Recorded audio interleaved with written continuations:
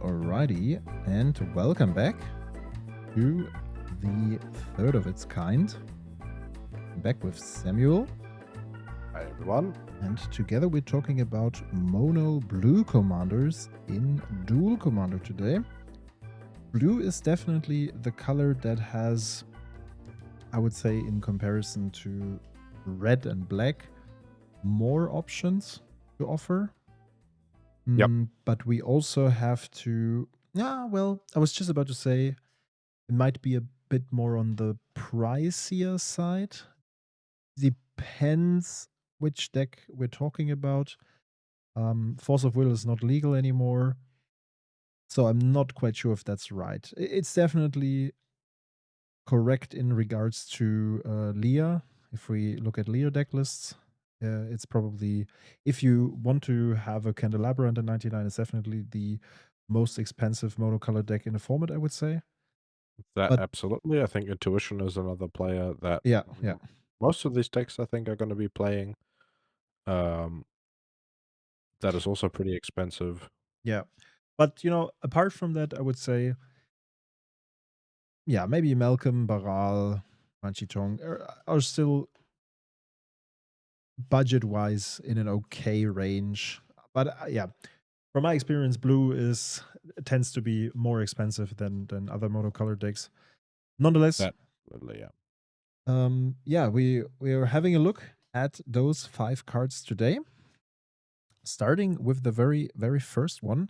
It's a card that is released for 4 months now? No, even longer, right? Almost a year, I think. I think they unbanned it last year, also around summertime, along with Asmo and Azure and what was the other one? Rofellos?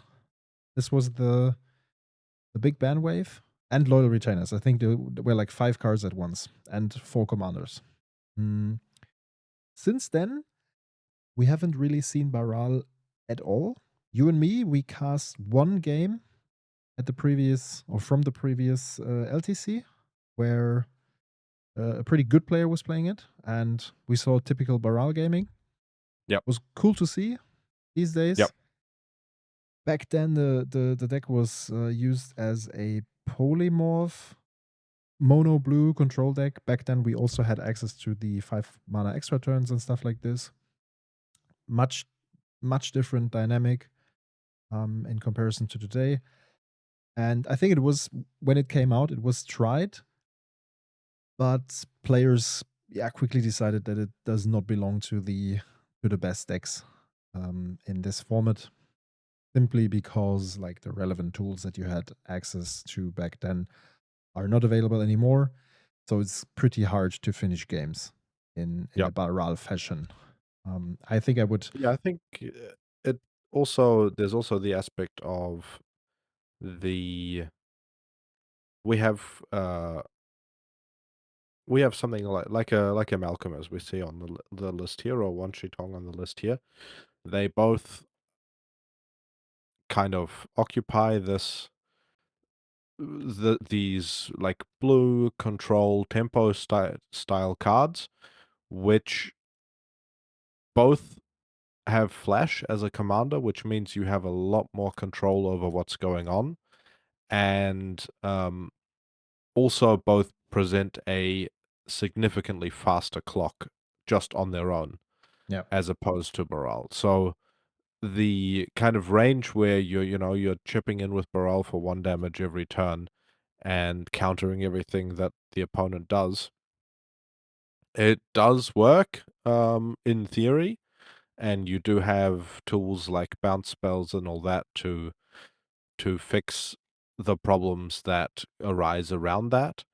But when you give the opponent that much time to assemble a win in a different line, and you also, in the kind of tournament meta, don't have a go fast button, I feel like Baral just doesn't really work as well as the other commanders do Yeah, on this tier list. I think so too. So I think it's not the absolute worst deck amongst those 5. I would Curious to probably. see what you put below it, but we'll see. You don't necessarily have to put something below, in Okay, my yeah, fair opinion. enough. But I just Maybe don't that's feel just like the way. it's not. Yeah, it's the way that it worked for the last two colors. Yeah. But as I said, the quality of available commanders is much better in comparison to other monocolors.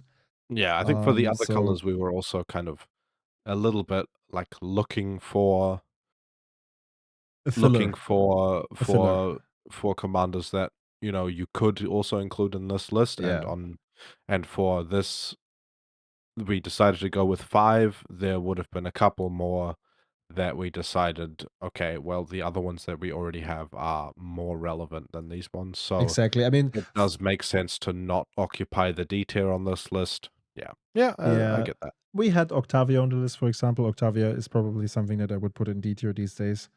Or we also had like Teferi, the Planeswalker, which is all of those cards are not super bad, but in regards to today's metagame and also the pace of all these decks that you have to face, they fall behind. I would place it in C tier. I think it's okay for Baral. I think it's a fair evaluation. If we put it any higher, then we should see it much more often, which is not the case.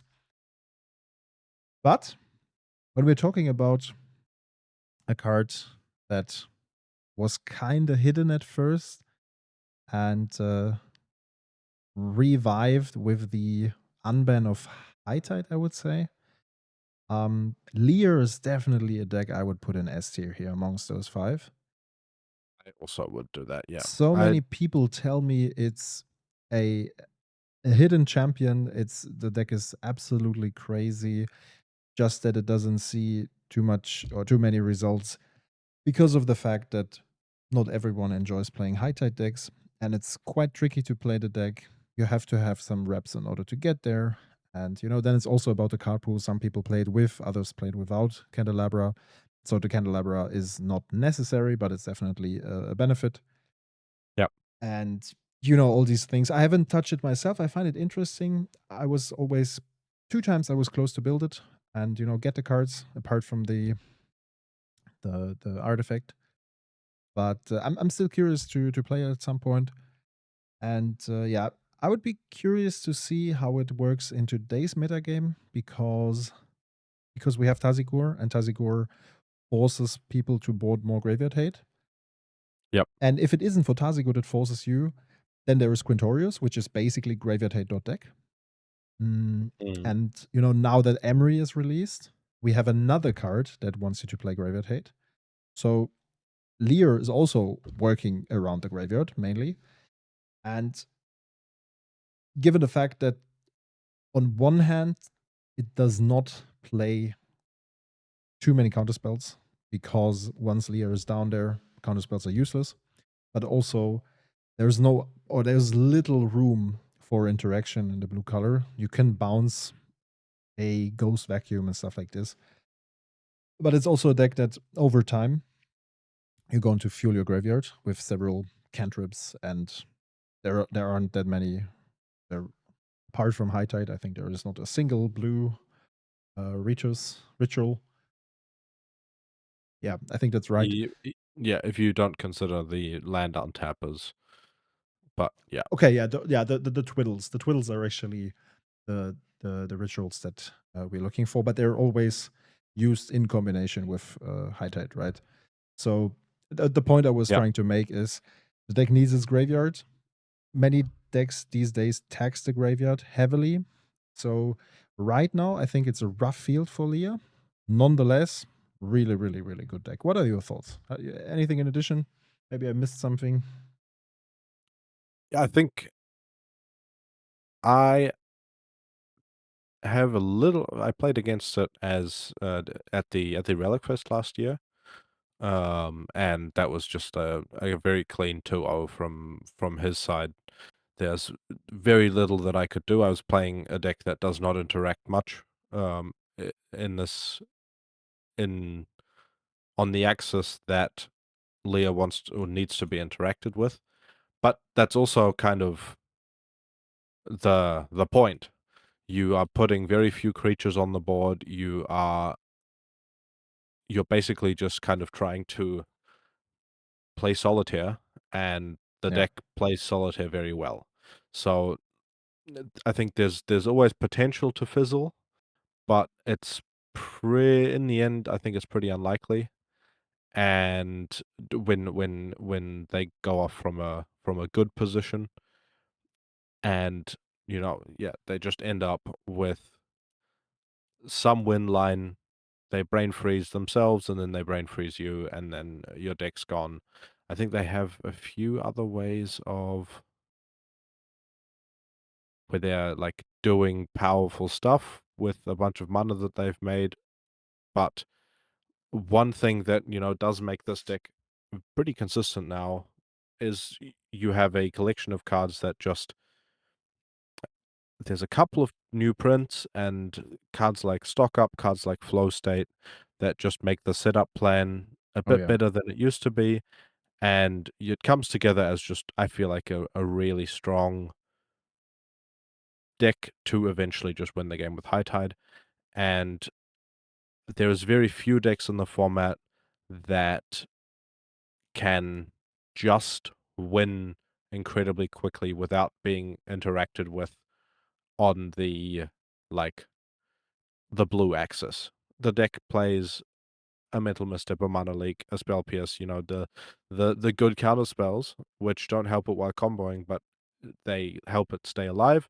And then eventually, it's just drawn enough cards, selected through the deck enough that it just has a setup for a win. And apart from Graveyard Hate, there's not that much you can do to stop that from happening. Yeah. So yeah, I think Lier it does require experienced pilots because you do quite a bit of tutoring and selecting from specific uh, cantrips at points mid combo, which can make the difference of whether you win or lose. These kind of micro decisions along the way, where it ends up giving you one more mana along the way, or you look one card deeper into your deck, and that is the edge that you need. But I think the deck very very consistently comes together to win the game. One cool tech that people forget about when they're looking at lists is when you cast like an unwind or a rewind on your own spell, because Leah says spells can't be countered, that is just a ritual at that point. You're not actually True. countering Yeah. what's on the stack because they can't be countered anymore, which means that an unwind is just untap 3 lands, and a Yeah. rewind is just untap 4 lands. So, yeah, I like the thought of the deck. I'm missing quite a few cards for it, and I have also thought about um, putting it together for Mm, for a couple of games. yeah, maybe we will do that in the future, or maybe we should do it by now. But there is another blue deck that caught my attention. It's called Emry. We will get to that in a bit. First, let's have a look at Malcolm. Malcolm is a commander that I was very hyped to play once it came out. It's the basic mono blue tempo helm. I played it in a couple of MTGO leagues. I played it in paper. Cool deck. Very difficult to play, in my opinion, because the deck is not very forgiving. Uh, each and every decision has to be correct. Otherwise, you fall behind quite quickly. I would personally, based on my experience, I haven't picked it up lately, but and there are some changes to the list. Lots of upgrades from various sets. Nonetheless, a big problem at some point to me was the deck basically folds to Orcish Bowmaster, not only because it kills your commander, but also because it denies your entire engine. Like, you can't attack in order to loot, to find the right cards at the right timing. You cannot stack the counters and eventually, cast spells for free. That's pretty annoying. The deck has some tools against that. You play all these CMC 1 unable to screams and witness protection whatsoever, which are definitely necessary. I like the dynamics of the deck.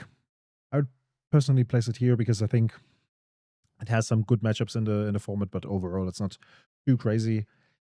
which mostly comes down to your commander being a relatively fair card. I don't know what's your thought on that. Yeah, I think you played the deck, you had fun with the deck. I never really kind of got the hype. I didn't, but then again, I also don't have that much affinity for just playing mono blue decks. I feel like um I I think like overall certain this is not the strategies type of more. deck that you're going for, Yeah, right? it's not the type of deck that I like to play, and I like to be doing powerful things. I think Yeah, this deck is not a deck that is doing powerful things. I think it and when it wins, to me, it always felt like it was kind of just by a hair. You have because the draw discard puts you um doesn't actually put you ahead much. It means that, like, either you are a lot of the time you're gonna be picking if you're making a land drop or keeping a spell, and that means that if the opponent has some combination of cards that tip the scales towards like, your commander gets removed, if that happens and you thought you had protection through, like, a spell pierce, and then there was an eliminate or something like that. Mm. Is it eliminate that is uncounterable? No, long goodbye. long goodbye, and then there's a long goodbye or something like that.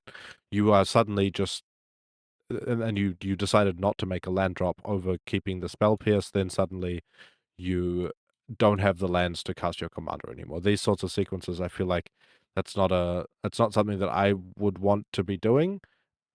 Then again, it can work out really well if the opponent's interaction spell is one that can be countered, then suddenly you are way ahead and you've still got your commander and you're still doing good stuff. But yeah, I think you get my point. Totally, I totally. think it's a cool deck, but I would not take it to a tournament thinking, all right, I'm in a good position to do stuff here. Mhm. I think in the current metagame, it has its advantages. It fares quite well against Tazigor. It has also a much better matchup against Spider-Man in comparison to what people would think. It's not the best deck against Failure, mm, but if your aim is to bring down a couple of spiders, then this is definitely something to bring to the table. You have to invest some time, you know, get some get some practice and understand the flow of the deck. As I said, the decision making sometimes is very, very tricky, and it's this dynamic of you discarded the wrong card 3 turns ago, and at that point you realize, okay, might have kept that, but during that time there was no sign of this card being useful whatsoever, and later on, because it basically plays a lot with how much can you forecast in the matchup that you're playing in. So you have to have a very good understanding of what your opponent is doing and which tools do you need against that matchup in order to win the game. In theory, what I like about the design is the loot mechanic always offers you graveyard fuel. And there are a couple of things in Mono Blue, Murktide and Oculus and stuff like this to make use of it. Then again, comes down turn 2, attacks turn 3 if everything goes right. And then you've gained +1 card in your graveyard. So it's not like the crazy graveyard fuel machine in order to spam those Oculus on turn 3 consistently. It always looks better on paper than it actually is. But we will see. It might get better in the future. I think, as I said, the deck is regularly getting interesting updates, and there's a lot of room to play with. I think there was also a player at the Relic Fest last year that I cast with Alexi. He made it to day 2. I think even top 64, which is not a bad result. Mm. He played a couple of, interesting cards in the 99 that one or another definitely did not expect, I would say. So it has its room to succeed. It's just a very, very small room, I would say. And it definitely has to have the right hands for that too. Okay, Fair enough. over to the owl that you have seen on the channel some time ago. I played it against Samuel. You played Azigur against it, which by default is, mono blue control usually has a good matchup against whatsoever control, multicolor control, because most of the matches are decided on stack, and mono blue has more quantity that interacts on stack. Yep. I was having lots of fun with it. I think if you want to play like a pure blue control deck right now, this is your commander to go. I would personally place it in B tier. I think it's not too crazy. It has some issues here and there. The main thing being, by the way, it's a swap for Malcolm too, I think, in some matchups. Not entirely sure if there are any matchups in which you would swap, but I would assume you can at least consider it. The main problem here is that your opponent can actually trick you a lot with those fetch lands, right? Force you into playing Wan Shi Tong early on just for you to draw a card. And again, if you don't have the experience and foresight to think about what could come down on turn 2, 3, 4, whenever, you will play your owl in order to draw a card. And then you're tapped out, and your opponent presents something that you should have handled, and you cannot because you're tapped out. That's in regards to the dynamics, that's the problem of the deck. Yep. What I do like about the deck is that you have both a threat and a card draw engine in your command zone that is by default unlimited. Sure, you have to Yeah. have the mana, but that's basically all that mono blue control is asking for. Yeah, I think one of the key parts of it is if you resolve something like an extra planar lens, you are this is one of the cleanest commanders to basically be a very strong win con with extra planar lens. You also have the like how do I say this? There is a huge amount that the pressure of casting Wan Shi Tong represents in a matchup. So like if you once you get into the later turns, if Wan Shi Tong hasn't been cast yet, suddenly if you want to cast something in a mid-range or aggro or anything matchup, if you want to cast something, you have to think about, okay, if I have a removal spell or if I have something else in my hand, do I need to keep this open to kill a Wan Shi Tong if it comes down end of turn? And that kind of dynamic of not acting in your opponent's turn puts a lot of pressure on decks and on players, and actually I feel like it makes you prone to mistakes as well when you're thinking about when could Wan Shi Tong come down. Um, you might make plays that are suboptimal simply because you are thinking too much about the timing of Wan Shi Tong coming down and kind of giving your opponent just by nature of what the commander is, the opponent having the ability to make those mistakes can give you the edge in some matchups. So I felt, and that's what I felt that way when playing against the deck.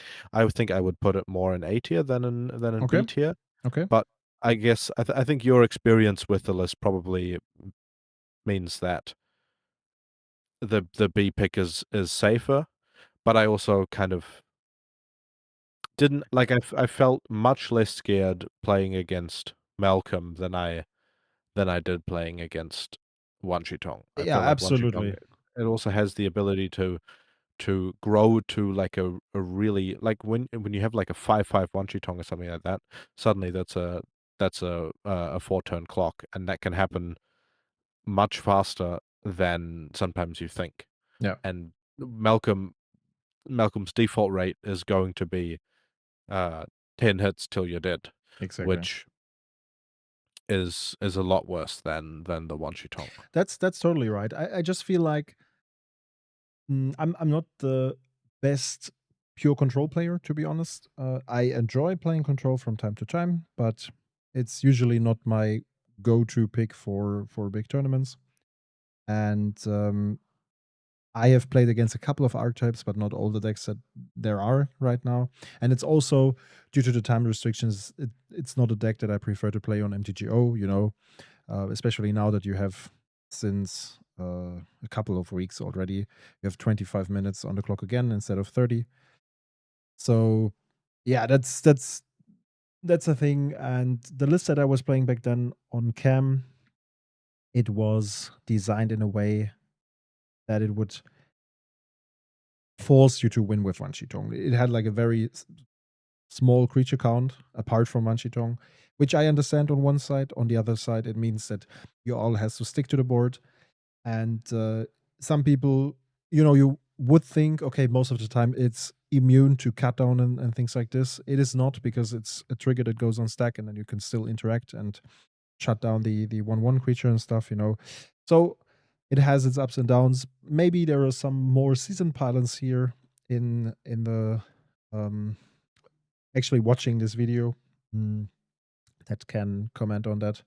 But yeah, I would definitely give it something between A and B. I think B is the safer thing here. You don't see it too often. It makes some MTG top 8 appearances every now and then, but it's also not crazy. We would see it much more often if that would be the case. Yep. A card that we will probably see many, many times is Emry, recently unbanned. If we would have done the blue tier list a couple of weeks ago, we would have probably taken Lady Octopus instead, because up until now, this was the most relevant blue affinity commander, I would say.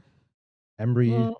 Yeah, I mean, I think that it's a close race between Krang and Lady Octopus, and in that category, I think Krang also has. Also by I felt data, like, is it that many people also play no. Krang? I mean, I didn't see much Lady Octopus either. I would say in terms of stats wise, I'm not sure, but Mhm.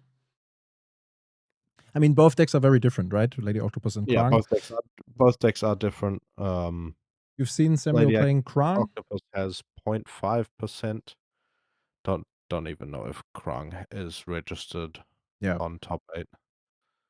I do know that there were some people invested in Lady Octopus, and of course, other people also touched Krang, but we talked about that when we didn't do a set review on the Ninja Turtle set, but I talked about that in the podcast with Ryan.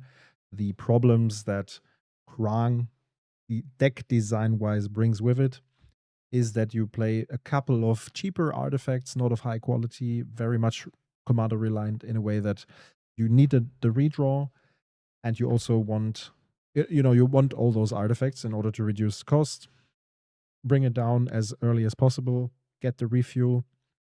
If that is denied, it gets a bit tricky. But Lady Octopus more or less does the same. You play a couple of very expensive artifacts that you want to bring down for 0 due to her ability.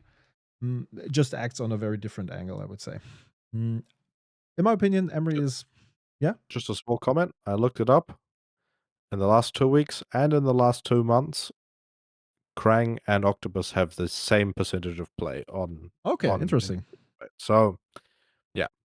Yeah, interesting. Let's talk about Emry. She's not here for a long time. I've created a list. Our members have seen the deck tech up until now. And yeah, you will also see a focus session from us. Yeah, as I said, so far not that much testing, but based on the matches that I have played, it looks really powerful. Then again, as I said with Lier, there's lots of graveyard hate in the format, in the form of Quintorius, in the form of plenty of incidental graveyard hate effects because of Tazigor and Spider-Man. You don't want to You don't want the reckless charge to haunt you from the graveyards and stuff like this, you know. So that's definitely a thing. And I think it's also a problematic aspect for Emry. Right now, I would say it's not the craziest deck. I might be wrong here, but I would place it in a solid A tier. It feels pretty powerful. The mono brown shell improved, like, not like crazy, but it improved quite a lot back then in comparison to when was Emry banned? I think 2018, 19. It wasn't here for long. That could be the case, right? It Could be the case. I must be can. around Throne of Eldraine release. Back then, Moxes were still available. Mox Amber. You had Lotus Petal. I think there was even Lineside Diamond legal. Yes, LED was definitely legal. So it's way different, right? You still have some 3 or 4 card combos in the 99 with the Zero Valence Camera and Grinding Station and stuff like this. But the combo wins are less relevant these days. I would say, of course, you also play Painter Servant and stuff like this, but we all know the ups and downs of Painter Servant. And then again, you have a commander that basically always cheats the commander attacks because, you know, the longer the game goes, the more artifacts she will stack on board. So she will, most of the time, she will always come down for 1 or 2 mana, even if your opponent handles the card 2, 3, 4 times in a row. It will bring more cards into the graveyard, and at some point, you know, you can make use of those X cards in your graveyard if your opponent doesn't present any graveyard hate at that point.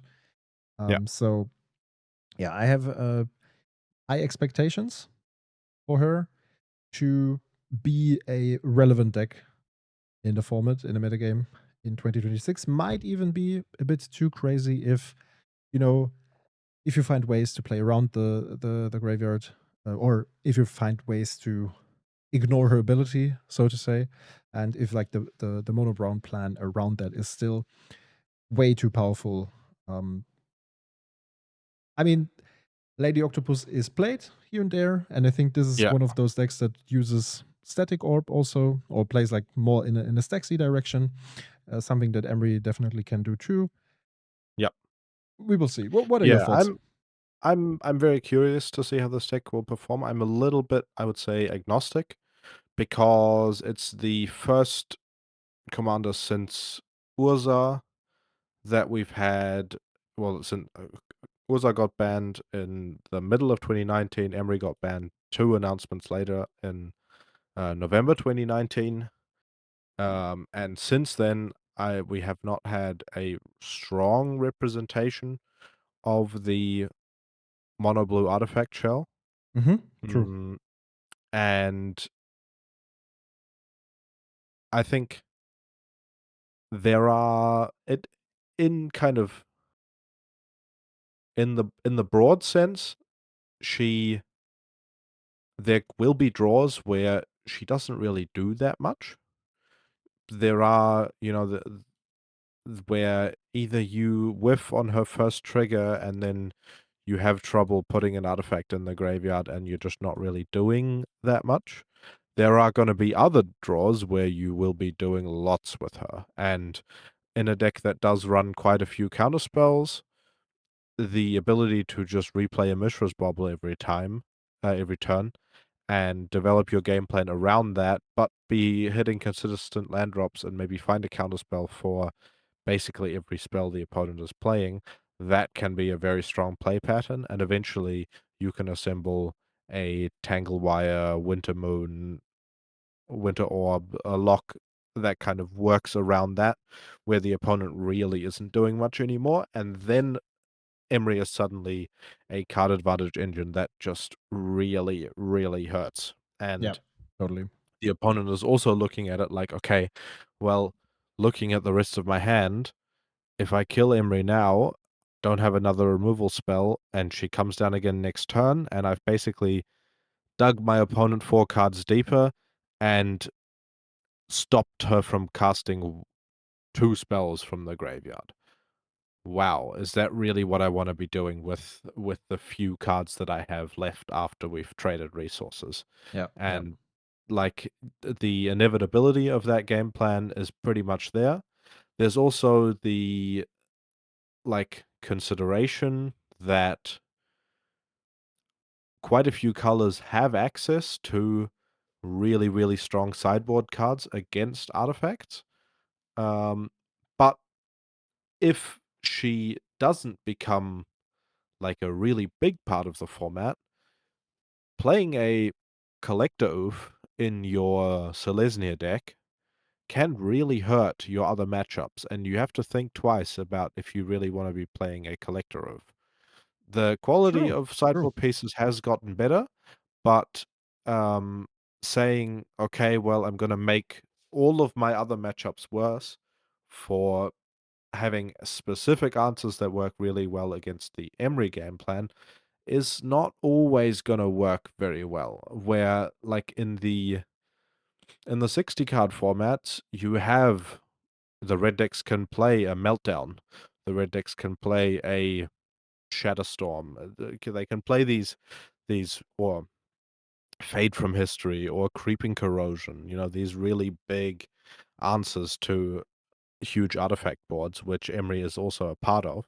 Mhm. But in our format, that's not really possible. And when you like in other in a Krang or in a Lady Octopus, if you have an Abrupt Decay and you kill the Winter Orb, then the Winter Orb is dead and you're out of the lock. Exactly. And in the Emry matchup, if you kill the Winter Orb, you get one untap step to do something with, and after that, if you don't also have interaction for Emry and you don't also have the ability to push that through counter magic from Emry, suddenly the turn after you're under the Winter Orb again, and Exactly. that dynamic could be a little toxic. We'll see how it goes. We'll see if the like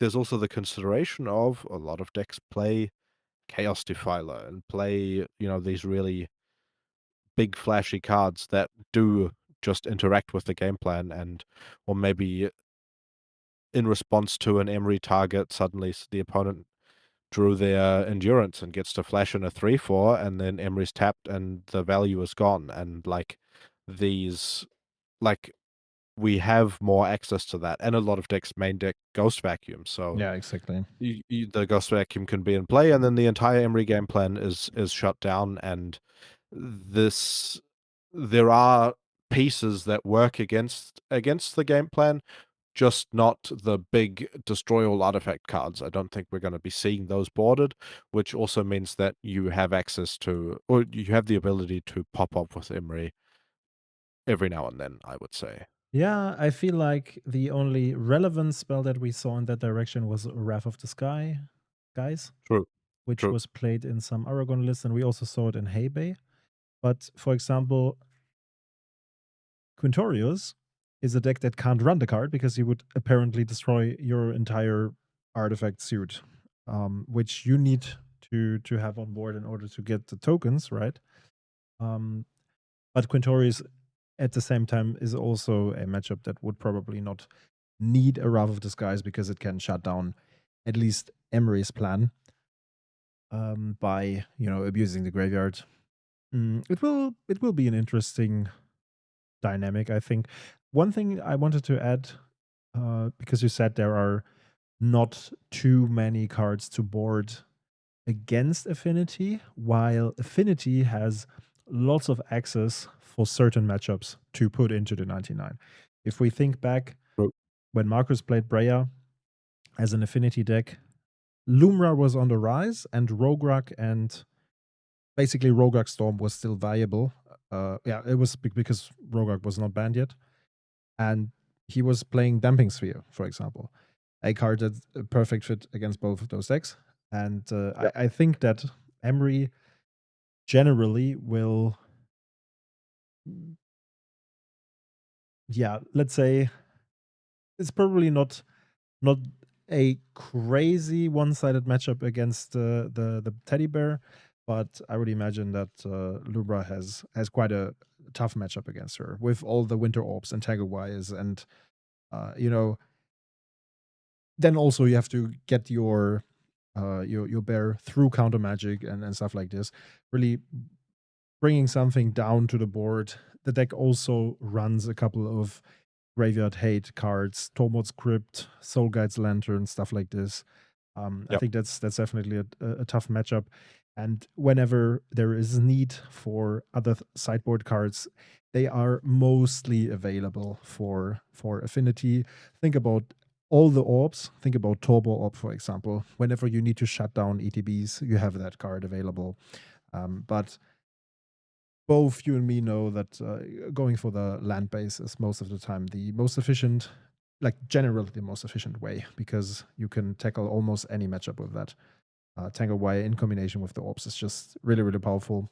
We will see where Yep. it goes.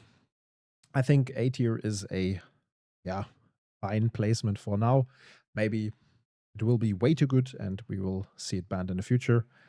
But Yeah, yeah, I think both of us are I think we will have to wait and see. I think the deck list is the possibility of includes is pretty broad, and seeing how the deck is built after some testing will definitely influence the placement of the card. exactly. And like all the other decks so far, we have been able to refer to specific deck lists and how they perform. With Emry, we don't quite have that yet, so we will have to kind of see how the lists develop, and maybe there is some combination of cards that are really oppressive that we haven't thought about yet, that maybe even the committee hasn't thought about, Yep. and will end up being like just this really powerful loop. I feel like this is the also one of the first decks that gets to really make the full use of repurposing Bay. Um, and True. yeah, Yeah. I'm very curious to see how this all works out and lines up. But Yeah. I Yeah. think it's a very fun unban. I think so too. But regarding unbans, you can check out our talk with the committee from last week. With that being said, we're at the end of our 5 decks for monocolored, in this case blue, tier list. Let us know in the comments whether or not you agree with that. As I said, maybe we have some decent pilots regarding Malcolm or even Baral. Maybe you completely disagree. It's always interesting to hear your thoughts. Um, yeah, we try to play many of those decks that we present here in those tier lists, but obviously time is limited and new commanders are printed, so we cannot play all the decks.